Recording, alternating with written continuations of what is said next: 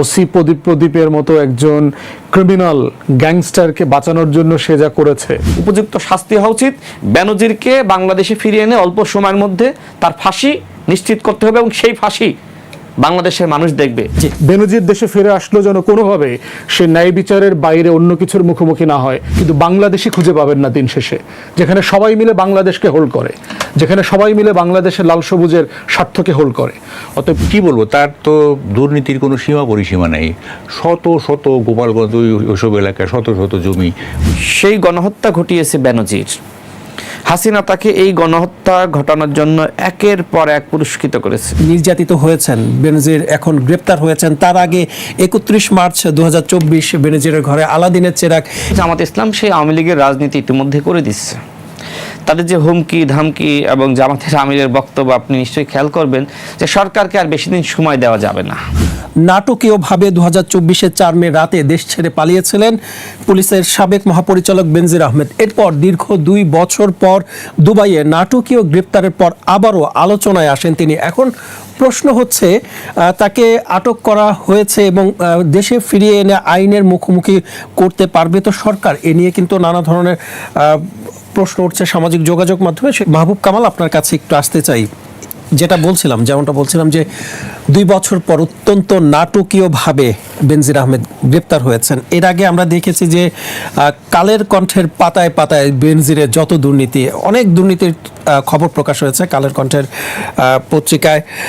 একটু জানতে চাই যে আওয়ামী লীগ সরকারের আমলে একজন প্রভাবশালী পুলিশ কর্মকর্তা, তার বিরুদ্ধে যে রিপোর্টগুলো প্রকাশ হয়েছে, এই সাংবাদিকতা, ওই সময়ে সাংবাদিকতা এবং এই সময় সাংবাদিকতা আপনি কিভাবে আসলে মূল্যায়ন করবেন? প্রথমে আপনি নামের উচ্চারণটা ঠিক করেন নাই, উনি বেনজির, বেনজির না। জি, দুঃখিত। আবার যখন একেবারে ডিটেইলে যাওয়া যায় তখন এটা থিওরির পর্যায়ে যায়। তো বেনজিরের ব্যাপারে আমাদের জ্ঞান থিওরির পর্যায়ে চলে গেছে। এটা এখন আর পারসেপশন কনসেপশনের জায়গায় নাই, এটা থিওরির পর্যায়ে চলে গেছে যে he is a mischievous, he is a nasty person, he has a criminal mind. এবং উনি যা করছেন এটা কি বলে যে কোনো মানে দেখেন, পুলিশ আমি এগুলি বলছি কালকে 2টা টকশোতে, এগুলি বলছি, রিপিট হয়ে যাচ্ছে। সেটা হলো যে পুলিশ হচ্ছে আপনার, it is the most difficult, dangerous and idealistic profession in the world. 3টা: difficult, dangerous and idealistic. Unfortunately আপনার বেনজির, সে difficult, dangerous but not idealistic. হ্যাঁ, এবং সে হি এনজয়েড অ্যাবসলুট পাওয়ার। এবং আপনি জানেন যে লর্ড এলটনের একটা কথা আছে, পাওয়ার করাপ্টস, অ্যাবসলুট পাওয়ার করাপ্টস অ্যাবসলুটলি। উনি এত বেশি পাওয়ার এনজয় করছেন যে তাই উনি করাপশনের দিক থেকেও অ্যাবসলুট হয়ে গেছেন। হ্যাঁ, এবং কি বলবো, এটা বলার ভাষা নাই। উনি নাকি ইংরেজিতে লেখাপড়া করছেন, হ্যাঁ, এবং চেহারা শুরু তো ভালো ছিল, ভালো। তো ইংরেজিতে লেখাপড়া করলেন আমি তো বুঝলাম না। আমি তো দেখতেছি তার মধ্যে ওই কি বলে ওথেলোর ল্যাগো অথবা জুলিয়াস সিজারের ব্রুটাসের চরিত্র। হ্যাঁ, তো উনি তো আর পরে হ্যামলেট ওথেলোর মতো তো উনি হইতে পারলেন না আর কি। হ্যাঁ, এবং একটা ভিলেন ক্যারেক্টার। কি ইংরেজি লেখাপড়া করলেন আল্লাহ জানে। আসলে আমাদের দেশে লেখাপড়ার কোনো প্র্যাকটিক্যাল কোনো ইমপ্লিকেশন নাই। হ্যাঁ, জনাব মাহবুব কামাল, একটু জানতে চাচ্ছিলাম যে বলতেছি, এখন দেখেন এই না কি বলে যে বেনজির না, উনি কিন্তু হি ওয়াজ এক্সপোজড বিফোর 5th অগাস্ট এবং তার কিছু ন্যাস্টি চেহারাও আমরা দেখছি। আমি ন্যাস্টি শব্দটা ব্যবহার করতেছি, কিন্তু কিছু জিনিস আছে, কথা আছে যেগুলি এত অশ্লীল যে মুখে আনা যায় না। হ্যাঁ, তিনি 2-1টা শোবিজের নায়িকাদের শুটিংয়ে উনি পুলিশ পাঠাইতেন তাদের সিকিউরিটির জন্য। কী কারণে? আমরা সাধারণ মানুষ তো কোনো সিকিউরিটি পাই না, শোবিজের নায়িকারা সিকিউরিটি পাইতো কেন? এবং উনি তো দেখলাম যে পুরো আপনার যে কারওয়ান বাজার না, ওখানে পুলিশ দিয়ে ভরে গেছে। হি ওয়াজ দ্য ডিএমপি কমিশনার। হ্যাঁ, এবার বস আসছে, পুরো কারওয়ান বাজার পুলিশ দিয়ে ভরে গেছে। মানে এরকম পাওয়ার এনজয় করছেন উনি। হ্যাঁ, মানে এত পাওয়ারফুল একজন ব্যক্তির বিরুদ্ধে যে রিপোর্টগুলো বের হলো, আমরা যতটুকু জানি এটা যে এই সাহসী- সাংবাদিককে নানা ধরনের হুমকিও দেওয়া না না, হয়েছিল এটা সেই সময়। সাহসিকতা পরিচয় দিচ্ছে ওই সময় এটা তো 2000 কততে এটা report 24-এ। যে 24-এ না, এটা তো জাস্ট ইমিডিয়েট ওই অভ্যুত্থানের আগে হ্যাঁ, কিছু সময় আগে। হ্যাঁ, এবং ওই সময় তো এটা একটা বড় ধরনের সাহসিকতার পরিচয় দিয়েছেন উনি, এবং এই রিপোর্টের কারণে হি ওয়াজ টোটালি, মানে publicly he seem to B contaminated, এবং উনি দেশ ছেড়ে চলে যান। দেশ ছেড়ে চলে যান, এবং কি বলবো, তার তো দুর্নীতির কোনো সীমা পরিসীমা নেই। শত শত গোপালগঞ্জ ওইসব এলাকায় শত শত জমি উনি ইয়ে করছেন। আমরা যতটুকু জানি যে তার স্ত্রীর নামে কিন্তু না আলাদা সাম্রাজ্য তিনি গড়েছিলেন। হ্যাঁ, বললাম তো, এই যে করাপ্ট লাইক এনিথিং। হ্যাঁ, করাপশনের তো একটা, মানে আপনি কতটা করাপ্ট হইতে পারেন, মানে আমি আসবো আপনার কাছে আরেকবার। জনাব আসাদুজ্জামান ফুয়াদ, আমি আপনার কাছে একটু আসতে চাই। মাহবুব কামাল ভাই যেটা বললেন যে জঙ্গিবাদ মোকাবেলায় তিনি ভূমিকা রেখেছিলেন, আসলে কি তিনি জঙ্গিবাদ মোকাবেলা ভূমিকা রেখেছিলেন, নাকি এগুলো সাজানো নাটক ছিল সে সময়? ধন্যবাদ। হাসিনার চশমা দিয়ে দেখবেন না যুক্তরাষ্ট্রের চশমা দিয়ে দেখবেন না দেশের মানুষের চশমা দিয়ে দেখবেন, তার উপর ডিপেন্ড করতেছে যে আসলে বেনজিরের আপনার আমলনামার খতিয়ান আপনি কিভাবে জাজ করবেন। প্রথমত হচ্ছে আপনার দর্শকদেরকে মনে করিয়ে দেওয়া দরকার যে উনি আসলে কেমন মানুষ ছিলেন। উনি কিন্তু একটা ভুয়া পিএইচডিও করছেন, এবং ওই পিএইচডি কারা লিখে দিয়েছে ওটা আমরা জানি আর কি, কোন বিশ্ববিদ্যালয়ের কোন শিক্ষক ভয়ে টাকায় মিলায় ঝিলায় লিখে দিয়েছেন। এবং পুলিশের বেশ কয়েকজন আইজি দেখবেন কিন্তু পিএইচডি করছে, প্রত্যেকটাই বোগাস পিএইচডি, কোনো সিরিয়াস পিএইচডি না, এগুলো মানে একটা হাস্যকর বিষয় হয়ে গেছে। বেনজিরের সবচেয়ে উল্লেখযোগ্য কাহিনী হচ্ছে, কন্ট্রিবিউশন হচ্ছে, অবদান আওয়ামী ফ্যাসিবাদকে গত 17 বছর ধরে যারা রাষ্ট্রীয় কাঠামোর মধ্য দিয়ে বাঁচিয়ে রেখেছেন, তার তো পিলার দরকার ছিল হাসিনার। এই হাসিনার ফ্যাসিবাদের অন্যতম পিলার ছিল বেনজির আহমেদ। তিনি যদি হাসিনার 4-5টা পিলারের কথা বলেন, যেমন ধরেন জেনারেল তারেক আহমেদ সিদ্দিকী, যিনি আর্ম ফোর্সেসগুলো নিয়ন্ত্রণ করতেন, আর্ম ফোর্সেসের নিজস্ব চেইন অফ কমান্ডের মধ্যে যিনি নিজস্ব কমান্ড তৈরি করেছেন, এখানে ডিজিএফআই অফিসে এনে আপনার রয়ের উইং অফিস তৈরি করেছিলেন। আমাদের বেনজির আহমেদ সাহেব হচ্ছে ওইরকম, যিনি টোটাল পুলিশ বাহিনীর ভিতরে একটা নিজস্ব ফোর্সেস তৈরি করেছিলেন, যারা শুধুমাত্র আওয়ামী লীগ এবং ইন্ডিয়ার পারপাস সার্ভ করেছে।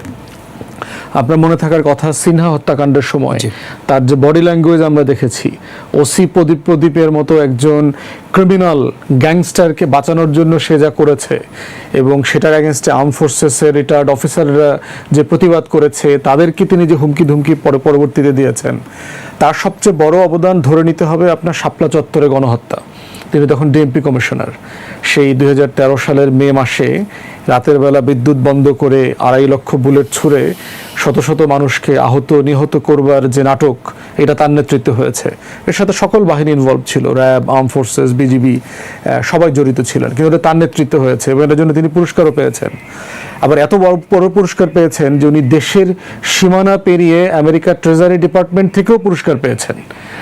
র্যাব সহ পুলিশের যে 6 জন কর্মকর্তাকে স্যাংশন দেওয়া হয়েছে, সে তার ভিতরে একজন। তাহলে সেই বাস্তবতায় দেখেন যে দুর্নীতি একটা ছোট্ট জায়গা, মানে রাষ্ট্র আকারে দেখতে হবে যে এই রাষ্ট্রর প্রতিষ্ঠান যারা ধ্বংস করে দিয়েছে, এই রাষ্ট্রে মানবাধিকার লঙ্ঘনকে, ক্রসফায়ারকে, এনফোর্স ডিসঅ্যাপিয়ারেন্সকে, আপনার নাই হয়ে যাওয়া, গুম হয়ে যাওয়া, রাজনৈতিক ভিন্ন মতকে, ভিন্ন চরিত্রকে নাই করে দেওয়ার যে কালচার অফ ইম্পিউনিটি তৈরি করেছে, এইটা তৈরি করবার আর্কিটেক্ট হিসাবে যারা কাজ করেছেন, বেনজির আহমেদ তাদের ভিতরে একজন। আচ্ছা, এই খবর যিনি প্রকাশ করেছেন 31 মার্চ 2024-এর আগে আমরা অনেকেই জানতাম না যে বেনজিরের যত অপকর্ম, সেই অপকর্মের দিকগুলো আমরা, তো এই বিষয়টাকে, এই সাংবাদিকতাকে আপনি কিভাবে মূল্যায়ন করবেন? নিঃসন্দেহে এই রিপোর্টে কিভাবে আমরা অ্যাপ্রিসিয়েট করি, ঠিক একইভাবে বাংলাদেশের গণমাধ্যমের সাবস্ট্যান্সিয়াল ফেইলিওরও আছে। এইটা কি আমাদের গণমাধ্যম শুধুমাত্র 2024 সালে এসে জেনেছে? আমরাই তো আরো বহু বছর আগে থেকে জানি, কিন্তু বাংলাদেশের গণমাধ্যম কি সেদিন সাহস করে 2013, 14, 15, 16 সালে বেনজিরের বিরুদ্ধে লিখতে পেরেছে? লেখার পরের ফল যেটা হবে, সেই ভয়কে কি তারা ওভারকাম করতে পেরেছে? কিন্তু একটা সময় পরে তো সেই ভয় ওভারকাম করতে পেরেছে, কিন্তু ইটস টু লেট। মানে রাষ্ট্র ধ্বংস হয়ে যাওয়ার পরে, মানে আপনার পুরো বাড়িঘরের ছাই হয়ে গেছে, এই সময় দু একজন মানুষ কথা বলা শুরু করাটা হচ্ছে it's too late for the country. কিন্তু এটা কি positively আপনি দেখবেন? সার্টেনলি পজিটিভ, বাট বলতেছি যে এই পজিটিভটা রাষ্ট্রের কোনো বেনিফিট দেয় না। 2013 সালে পুরো সাংবাদিক সমাজ, শুধু কালের কণ্ঠ না, সবাই মিলে যদি আমরা সবাই মিলে রাষ্ট্রের পক্ষে দাঁড়াতে পারতাম, তাহলে কিন্তু এরকম গণহত্যার পর গণহত্যা হইতো না, গুমের পর গুম হইতো না, হাজার হাজার বিরোধী দলের রাজনৈতিক নেতাকর্মী নাই হয়ে যেতেন না, সাংবাদিক, শতাধিক সাংবাদিক আহত, নিহত, দেশছাড়া হয়েছেন। এই যে সাংবাদিকরা যারা পেশাদারিত্বের সাথে কাজ করেছেন, তাদের অধিকার ক্ষুণ্ণ হতো না।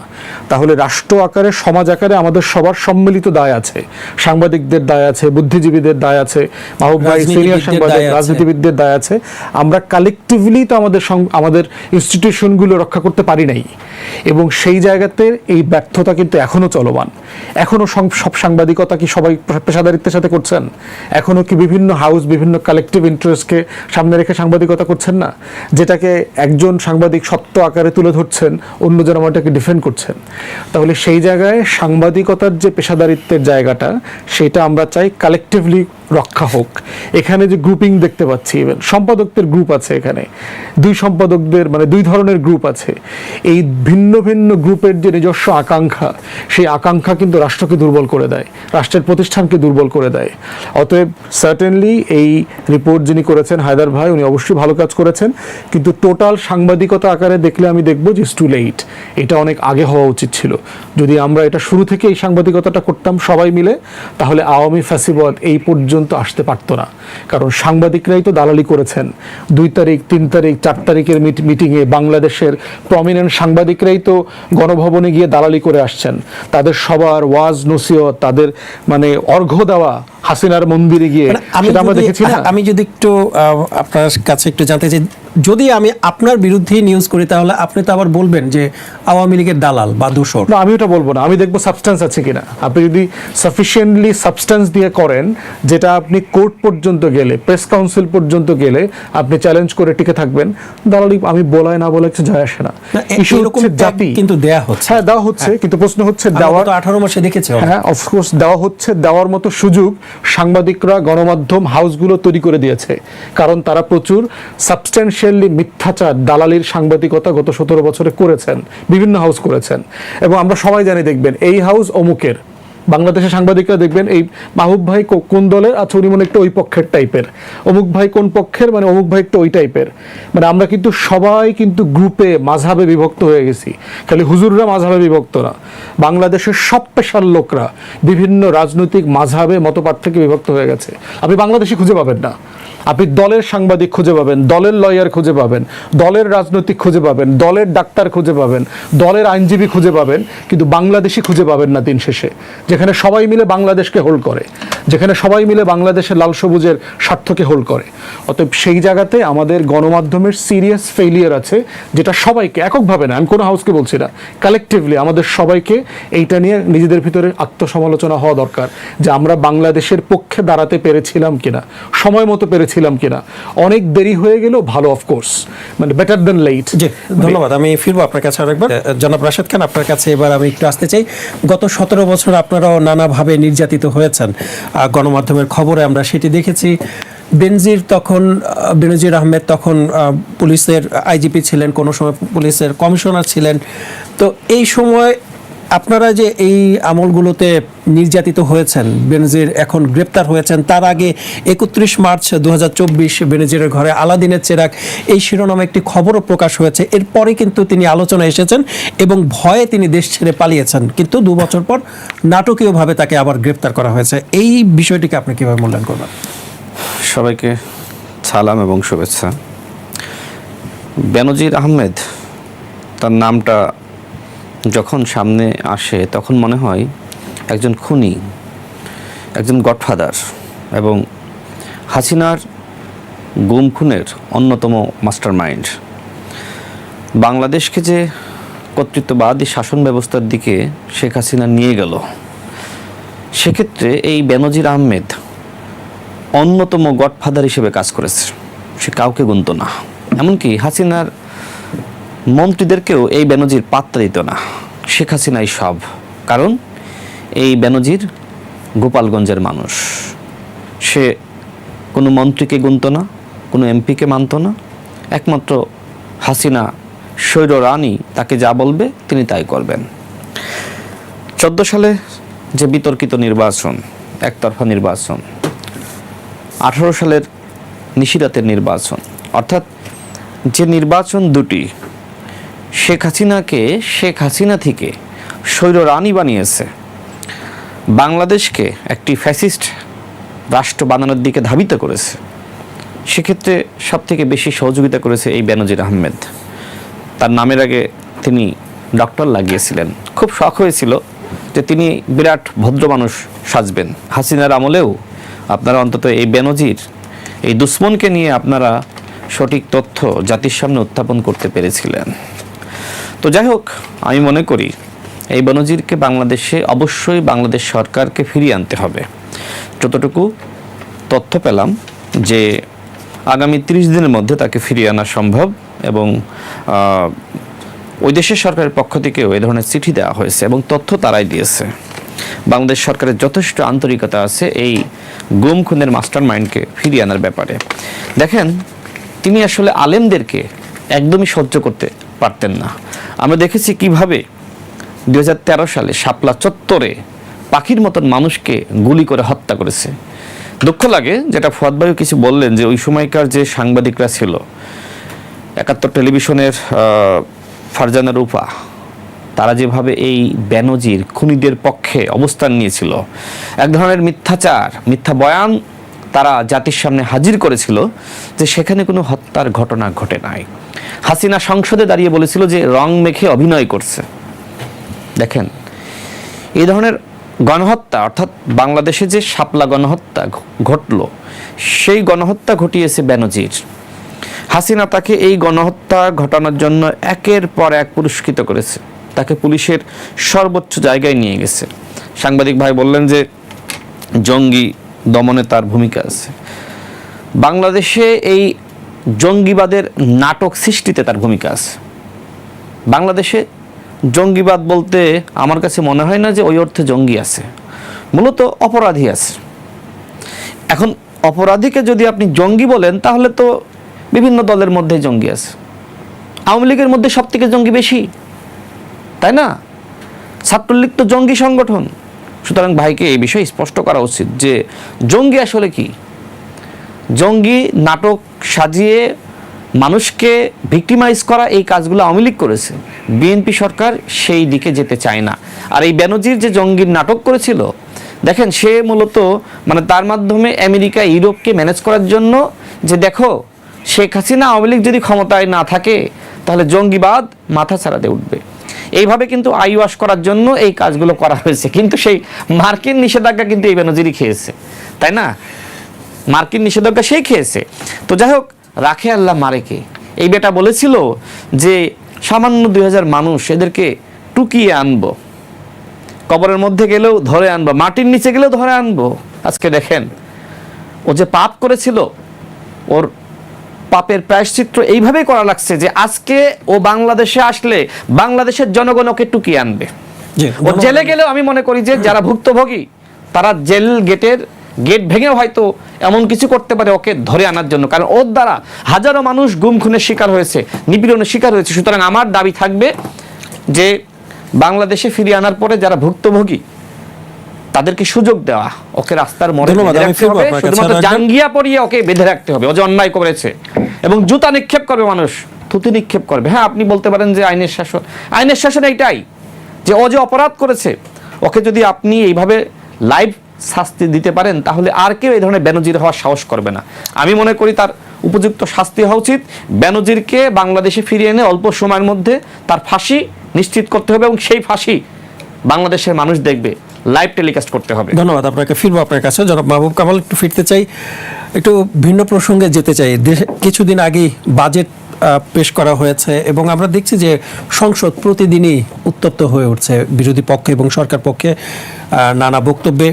সব মিলে একটু যদি জানতে চাই যে দেশের রাজনীতিতে আসলে কি হচ্ছে। না, আপনি বাজেট বললেন না, এই সরকার শুধু বাজেটে না, এই সরকার আমার কাছে মনে হচ্ছে খুব হাইলি অ্যাম্বিশিয়াস একটা সরকার, খুবই উচ্চাকাঙ্ক্ষী একটা সরকার। এবং এই উচ্চাকাঙ্ক্ষায় তারা মাটির দিকে তাকাচ্ছেন না, তারা আকাশের দিকে তাকাচ্ছেন। They are trying to build castle in the air, মানে বাতাসে দুর্গ করতে চাচ্ছেন, হাইলি অ্যাম্বিশিয়াস। অ্যাম্বিশন থাকা ভালো, কারণ অ্যাম্বিশন তো হচ্ছে আপনার সাকসেসে যাওয়ার একটা পথ, তাই না? কথাটা হচ্ছে যে আপনি যে সাকসেসে যাবেন কোন ভেহিকেলে চলে যাবেন এবং সেই ভেহিকেলটা পারসিস্টেন্টলি চলতেছে কিনা। মানে আপনার কাছে উচ্চাকাঙ্ক্ষী সরকার কেন মনে হলো একটু বলছি আপনাকে, জানতে চাই। বলছি সেটা হলো যে যেমন ধরেন বাজেট, না? বাজেট কি? What is a budget? এটা কি আয় ব্যয়ের হিসাব? এটা কি কত টাকা কোন জিনিসের দাম বাড়লো, কোন জিনিসের কমলো? এটা না।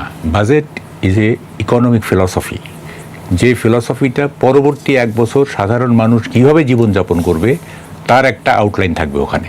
এটা হচ্ছে বাজেট, ঠিক আছে? আমরা দেখতেছি যে এই বাজেটে আপনার পরবর্তী 1 বছর আমরা কিভাবে জীবনযাপন করব সেখানে একটা উচ্চাকাঙ্ক্ষা আছে, হ্যাঁ, এবং এই উচ্চাকাঙ্ক্ষার সাথে বাস্তবতার তেমন কোনো মিল নেই। যেমন ধরেন আমি বলি যে এটা একটা অনেক ঘাটতি একটা বাজেট, হ্যাঁ, এইটা করতে গেলে বিভিন্নভাবে লোন নিতে, বিদেশি লোন নিতে হবে, ব্যাংকের লোন নিতে হবে, এই করতে হবে, সে করতে হবে। এবং দেশের যে অর্থনীতি, যে এটা যেমন ধরেন যে ইনফ্লেশন, না? ইনফ্লেশন তো এখন অলমোস্ট ডাবল ডিজিট, অলমোস্ট, যদিও বলা হয়েছে যে এটা 7 পয়েন্ট কততে নামিয়ে আনা হবে। ইনফ্লেশন এত, তো আপনার ইনভেস্টমেন্ট নাই, এবং ইনভেস্টমেন্টের জন্য দেখেন এই যে ডক্টর ইউনূসের আমল থেকে ইনভেস্টমেন্ট তো জিরো হয়ে গেছে, না? এখন এই ইনভেস্টমেন্ট আনতে গেলে মানে both domestic and foreign investment, আপনাকে তো একটা ইজি ডুইং বিজনেসের একটা থাকতে হবে, না? এবং একটা এনভায়রনমেন্ট তৈরি করতে হবে, ফ্রেন্ডলি এনভায়রনমেন্ট তৈরি করতে হবে। সেটা কিন্তু আমরা দেখলাম না এটাতে। এবং কতগুলি উচ্চাকাঙ্ক্ষা, কতগুলি পপুলিস্ট, হ্যাঁ, জনতুষ্টিমূলক, যে জনতুষ্টি, দেখেন কালকে আমাকে একটা টক শোতে বলতেছিল, আমি বললাম জনতুষ্টিমূলক তো নেগেটিভ শব্দ। জনতুষ্টিমূলক হচ্ছে আপনার কি বলে যে ওই আমার ক্যাপাসিটি নাই অথচ আমি তুষ্ট করতে চাচ্ছি, পলিটিক্স অফ অ্যাপিজমেন্ট। এই গভর্নমেন্ট এটা করতেছে, সব জায়গাতেই করতেছে পলিটিক্স অফ অ্যাপিজমেন্ট, আমেরিকা থেকে শুরু করে সব জায়গাতেই। জনাব আসাদুজ্জামান ফুয়াদ, আপনার কাছে একটু ফিরতে চাই। যেটা মাহবুব কামাল ভাই বললেন যে আওয়ামী লীগ যদি ফেরে তাহলে রাজনীতির আসলে সমীকরণটা কি হবে বা আপনাদের অবস্থানটা কি হবে? প্রথম কথা হচ্ছে Awami League is politically dead. Awami League যে মারা গেছে এইটা বাংলাদেশের সুশীল বুদ্ধিজীবী সাংবাদিক একটা বিশাল অংশ এই বাস্তবতাটা মেনে নিতে পারছে না। 71 সালে মুসলিম লীগ, তখনকার শাসক গোষ্ঠী, মারা গেছে, পলিটিক্যালি ডেড। এর মানে কি মুসলিম লীগের সংগঠন কি এখনো নিবন্ধিত সংগঠন বাংলাদেশে আছে? না, এখনো বাংলাদেশে মুসলিম লীগ নামে নিবন্ধিত সংগঠন আছে। পৃথিবীতে যুদ্ধ, গণ অভ্যুত্থানের পরাজিত শক্তিরা কখনো রাজনৈতিকভাবে বেঁচে থাকে না। তাহলে এখন যেটা হতে কি দেখতে পাচ্ছেন, এই ঝটিকা মিছিল হচ্ছে, আওয়ামী লীগ নিয়ে টকশোতে আলোচনা হচ্ছে, মানুষজন পত্রিকাতে লেখাজোখা করতেছে। এটা হচ্ছে একটা গরু জবাই করবার পরেও দেখবেন গরুটা লড়ে, অনেকক্ষণ ধরে সে হাত পাও নাড়ায়, 15 মিনিট 20 মিনিট। এই জিনিসটা পলিটিক্যালি ডেড হওয়ার পরে তার যে কালচারাল ফোর্স আছে, এই ফোর্সটা তো হিউজ। এই ফোর্সটা এই রিয়েলিটি, এই এক্সিস্টেন্সকে মেনে নিতে তার জন্য শক তৈরি হয়। মানুষ যারা সাইকোলজিস্ট আছে, আপনি যদি ফ্রয়েড পড়েন, সিগমন্ড ফ্রয়েডের ওখানে লেখা দেখবেন যে শক অ্যাবজর্ভেশনের স্টেজ আছে।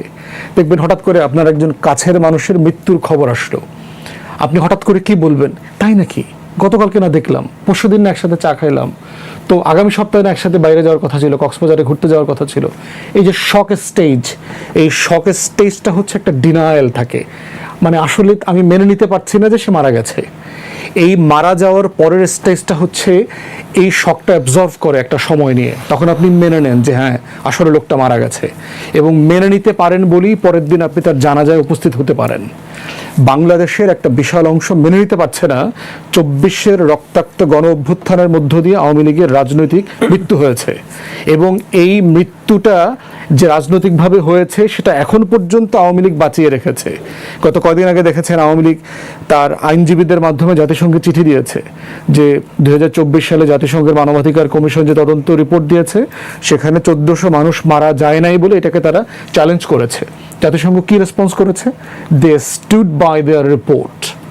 যে রিপোর্ট তারা বলেছে যে আমাদের কাছে এভিডেন্স আছে, তথ্যের উপরে ভিত্তি করে আমরা এটা লিখেছি, এর কোনো কিছুর সাথে আমরা পরিবর্তনের জন্য প্রস্তুত না। তাহলে সেই রকম একটা বাস্তবতায় আপনি দেখেন 2 বছরে আওয়ামী লীগের কোনো নেতার কর্মীকে আপনি পাবলিকলি অ্যাপোলজি চাইতে দেখেছেন? তারা কি যাদের কাছে ক্ষমা চেয়েছে, রিগ্রেট করেছে? 17 বছর ধরে আমি বাংলাদেশের গণতন্ত্র ক্ষমা চাওয়ার সুযোগটা আসলে দেয়া হয়েছে, সুযোগটা কিভাবে দিব? মানে আমরা সবাই প্রেস কনফারেন্স করে, আমরা রাশিয়ার যারা, আমরা যারা গণ অভ্যুত্থানের ফ্রন্ট লাইনে ছিলাম, আমরা রাস্তা কাজ করেছি, আমরা প্রেস কনফারেন্স করে বলবো মাননীয় আওয়ামী লীগ আপনি আসেন, আপনি এসে ক্ষমা চান, এইভাবে বলবো? বিষয়টা কি?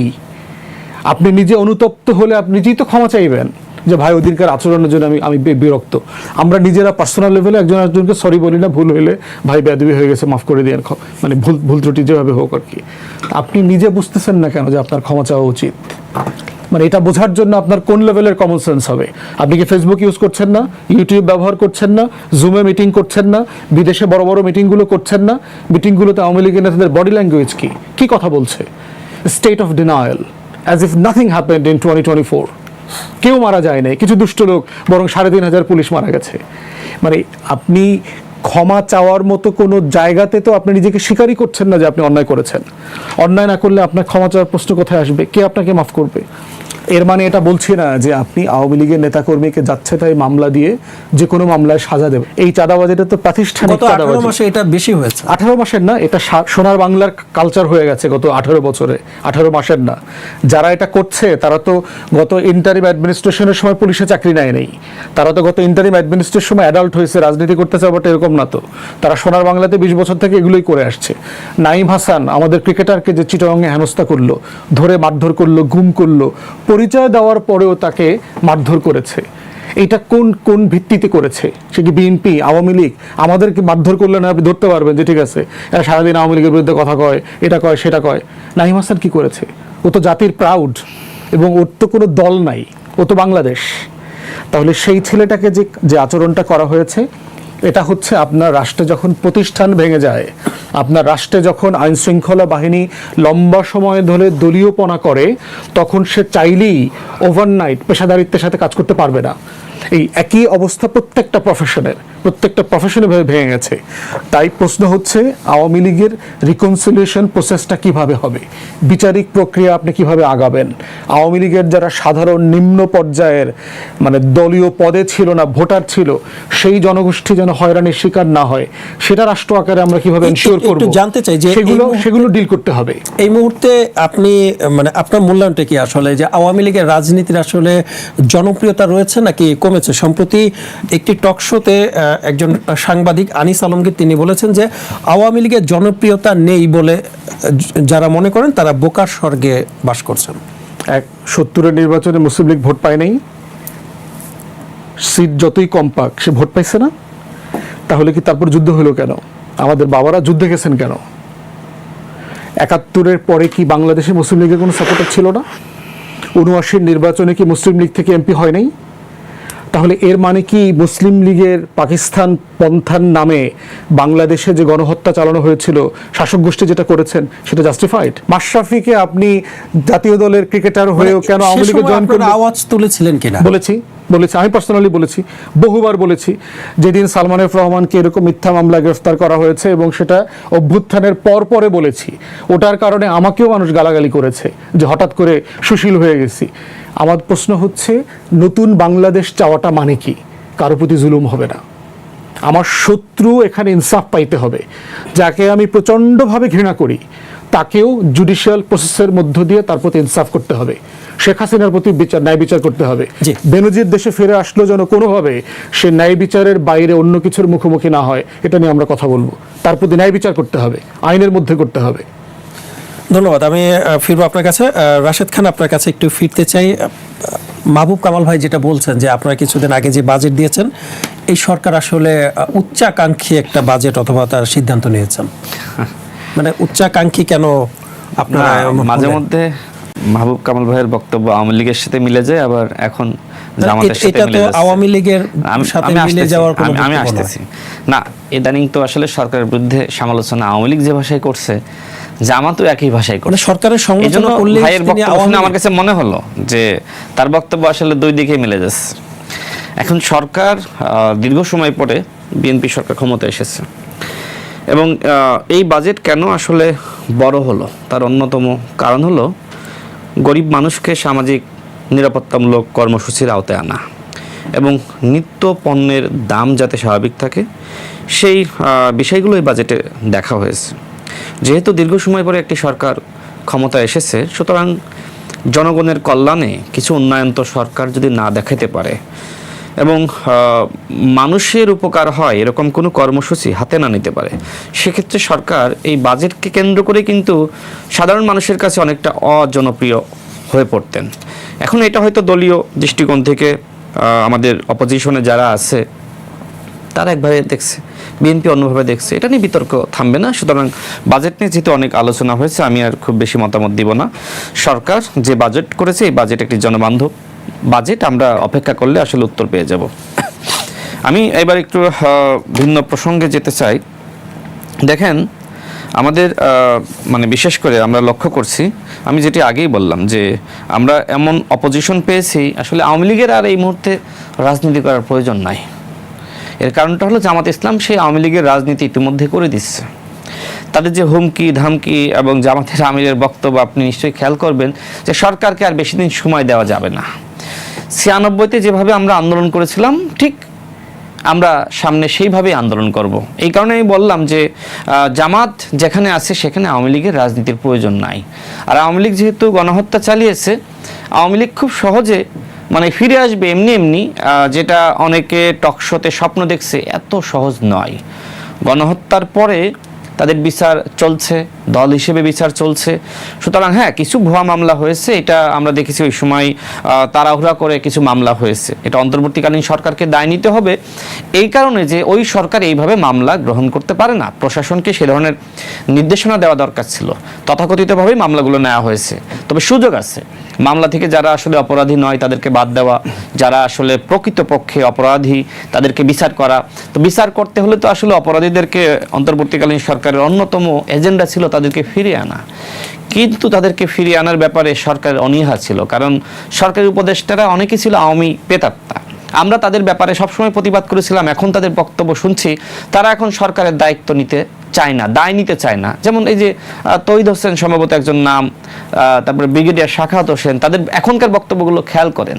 তারা বলছে আমরা কিছুই জানতাম না, কিচেন ক্যাবিনেট ছিল, এই ছিল সেই ছিল, তো জানতেন না তো পদত্যাগ করেন নাই কেন? এমনকি আমাদের ফরাদ মজহারের সহধর্মিণী পদত্যাগ করতে চেয়েছিলেন তৌহিদ হোসেন, তিনি বলেছেন নিষেধ কে করেছিলেন? নিষেধ তাদের কে করেছিলেন? আমি বলেছিলাম যে করেন না, মানে আপনি সরকারের ভাতা খেয়েছেন, সরকারের সুবিধা নিয়েছেন, ব্যবসা বাণিজ্য গড়ে তুলেছেন, আর এখন বলছেন যে আমি তো আসলে কোনো দায় নিতে পারবো না। মানে কি আওয়ামী লীগের ভয় থেকে? অনেকেই যে টকশোতে বলছে আওয়ামী লীগ ফিরতেছে, আওয়ামী লীগ আর একটা গণ অভ্যুত্থান ছাড়া বাংলাদেশে ফিরতে পারবে না, এবং সেই গণ অভ্যুত্থান আওয়ামী লীগের নেতৃত্ব হইতে হবে। শেখ হাসিনা যদি বাংলাদেশে ফিরে এসে আর একটা গণ অভ্যুত্থানের নেতৃত্ব দিতে চায়, ওকে, ভালো, আসুক।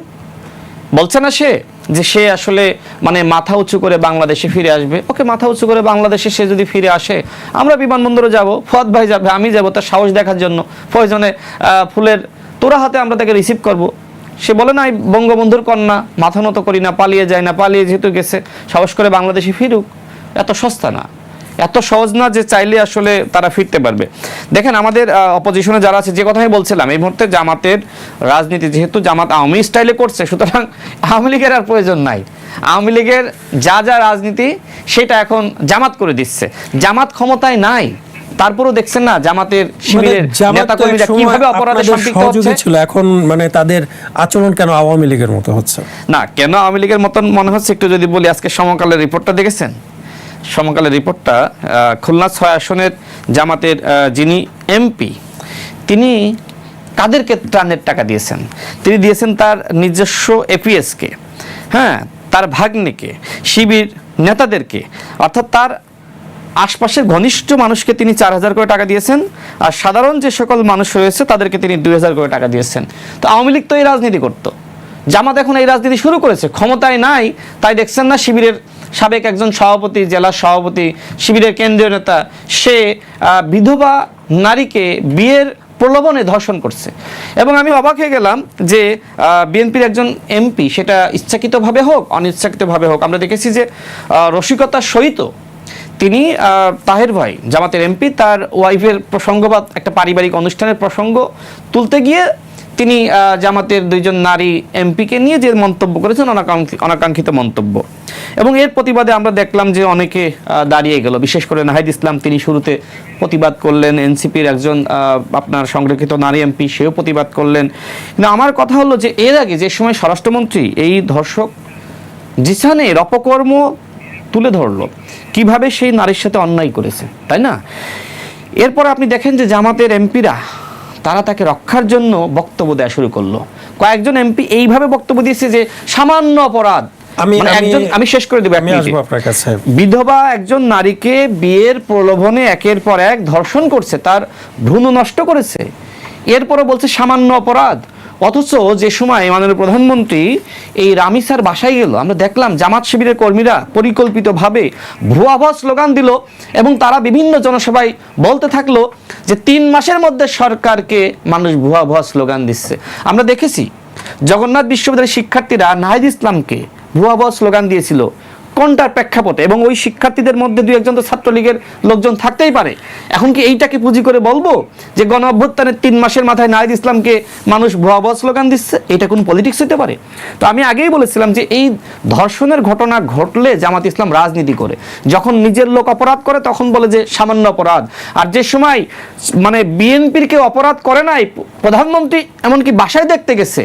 আমরা অতীতে দেখেছি যে গণভবনে আসলে ভিকটিম পরিবারকে ডেকে আনা হতো, সেই জায়গায় মাননীয় প্রধানমন্ত্রী তিনি নিজে ছুটে গিয়েছেন। রামিসার আব্বার যে বক্তব্য, তার পিতার বক্তব্য অত্যন্ত পজিটিভ, মানে এই যে রামিসার বাবা কেন ইতিবাচক বক্তব্য দিল, এইটাই হলো বিএনপির অপরাধ। তো যাই হোক, সর্বশেষ বলি, আমার খুব খারাপ লেগেছে যে ঠিক আছে আপনার সেই এমপি, বিএনপির এমপি, তিনি ভুল বলেছেন, আমরা এটা প্রত্যাশা করি না যে নারীদের পোশাক নিয়ে সংসদে কিংবা সংসদের বাইরে কোনো ধরনের মন্তব্য করা হোক।